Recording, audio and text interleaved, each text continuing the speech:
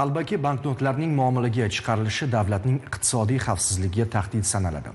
Ma'lumot o'rnida AQSh dollari Amerika Qo'shma Shtatlarining o'zida ham, boshqa davlatlarda ham eng ko'p qalbakilashtiriladigan valyuta hisoblanadi. Jizzax va Namangan viloyatlari hamda Toshkent shahrida qariyb 195 ming qalbaki Amerika Qo'shma Shtatlari dollarining muomalaga kiritilishining oldi olindi. Hozir shu haqda. So'nggi vaqtlarda shaxsiy manfaatini ko'zlagan ayrim fuqarolar xorijdan qalbaki valyuta qimmatliklarini olib kelib, muomalaga kiritishga urinmoqdalar. Afsuski, qalbaki banknotlarning muomalaga chiqarilishi nafaqat davlatning iqtisodiy xavfsizligiga tahdid soladi, balki undan fuqarolar ham jabr ko'radi. Shu bois huquq-tartibot idoralari tomonidan bu turdagi jinoyatlarga qarshi muntazam ravishda kurash olib boriladi. Jumladan, Toshkent viloyatida yashovchi 1999-yilda tug'ilgan fuqaro va uning Toshkent shahrida istiqomat qiluvchi 1998-yilda tug'ilgan sherigi ijtimoiy tarmoqlar orqali Jizzax shahrida yashovchi fuqaroning ishonchiga kirib, unga soxta 100 AQSh dollari kupyurali jami 50 ming AQSh dollarini 65 million so'mga sotishga kelishishadi. Shundan so'ng ular Jizzax shahriga borib, xaridor bilan telefon orqali muloqot qilib, unga qalbaki pullarni shahar hududidagi xufiya joyga qoldirib ketishlarini aytishadi va kelishilgan summadan 39 million 200 ming so'mni oldindan plastik kartochka orqali olishadi.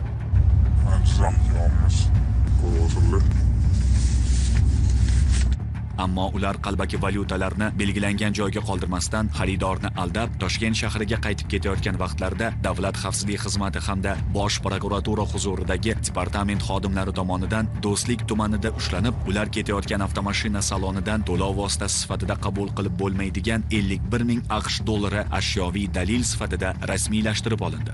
Nasib bergan plastik pulni turibdi. O'zimizning mana mashina dollar bor. Xizmatning Toshkent viloyati bo'yicha boshqarmasi va iqtisodiy jinoyatlarga qarshi kurash departamenti xodimlari tomonidan poytaxt hududida o'tkazilgan tezkor tadbirda esa Buxoro viloyatida yashovchi 1949 va 1984-yillarda tug'ilgan 2 nafar shaxs hamda Toshkent shahrida istiqomat qiluvchi 1981-yilda tug'ilgan fuqaro o'zaro til biriktirib, chet davlatda tayyorlangan har biri 100 kupyurali qalbaki 50 ming AQSh dollarini haqiqiy 25 ming AQSh dollariga sotgan vaqtlarda qo'lga olindi. Tezkor tadbir o'tkazildi. Nima maqsadda ko'rishdingiz? Qancha nima? Qalbaki 50 ming AQSh dollar, shumi? 25 mingga 50 ming sotdingiz. Ta'kidlash lozimki, ularning uchalasi ham muqaddam sudlangan shaxslar hisoblanadi. Toshkent shahrida qayd etilgan yana bir holatda Xorazm viloyatining Hazorasp tumanida yashovchi 1997-yilda tug'ilgan shaxs xorijdan keltirilgan 50 va 100 AQSh dollari kupyurali soxta 45 ming AQSh dollarini xaridorga haqiqiy 25 ming AQSh dollariga sotgan vaqtida uning noqonuniy harakatlarga chek qo'yildi. Boshqa holatda esa Toshkent shahrida istiqomat qiluvchi 1983-yilda tug'ilgan shaxs va Toshkent viloyatining Parkent tumanida yashovchi 1994-yilda tug'ilgan muqaddam sudlangan fuqaro qalbaki 10 ming AQSh dollarini xaridorga haqiqiy 8 ming AQSh dollariga sotgan vaqtlarda ushlandi. Olib keldingiz? Qancha pul olib keldingiz? Bir qancha olib keldim. Nima edi u? Qalbaki puli. Qalbaki dollari? Qancha oldinglar bu yana? 8 ming gaplashilgan.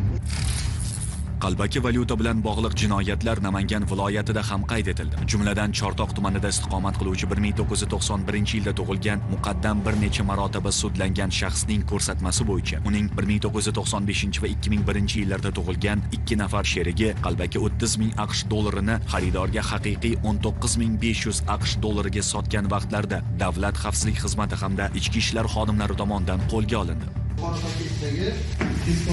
Tadbirga jalb qilingan haqiqiy 19.500 dollar olib kelgan sizga, to'g'rimi?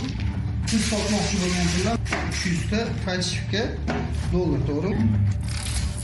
Boshqa holatda esa Namangan shahrida istiqomat qiluvchi 1991-yilda tug'ilgan fuqaroning yashash xonadoni ko'zdan kechirilganda 88 dona 50 AQSh dollari kupyurali va 44 dona 100 AQSh dollari kupyurali jami 8800 AQSh dollari miqdoridagi qalbaki chet el valyutalari borligi aniqlanib, ashyoviy dalil sifatida olindi. 44 ta 100 kupyurali AQSh dollari hamda 88 ta 50 kupyurali O'zbekistondagi Hozirda barcha holatlar yuzasidan mazkur shaxslarga nisbatan jinoyat ishlar qo'zg'atilib, tergov harakatlari olib borilmoqda.